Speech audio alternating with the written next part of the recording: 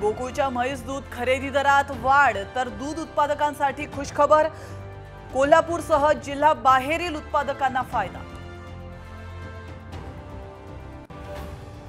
तिसरी शिकणाऱ्या 8 वर्षीय मुलीचा शाळेतच हार्ट अटॅकने मृत्यू, गेल्या 4 दिवसातील दुसरी घटना।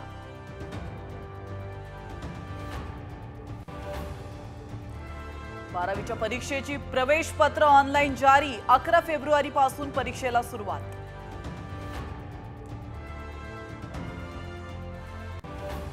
टोरेस घोटाळा प्रकरणात पोलिसांची सलग तिसऱ्या दिवशी छापेमारी, सर्व कार्यालयांमधला मुद्देमाल घेतला ताब्यात, तर ईडी कडून एफआयआर सह इतर कागदपत्रांची मागणी। कुणीही जखमी झालेलं नाही, मालवण पुतळा दुर्घटना प्रकरणी हायकोर्टाचं निरीक्षण, शिल्पकार जयदीप आपटेला हायकोर्टाकडून जामीन मंजूर। विठ्ठल रखुमाईचं ऑनलाइन बुकिंग दर्शन 15 जानेवारीपर्यंत बंद, मकर संक्रांतीला अधिकाधिक भाविकांच्या दर्शनासाठी निर्णय।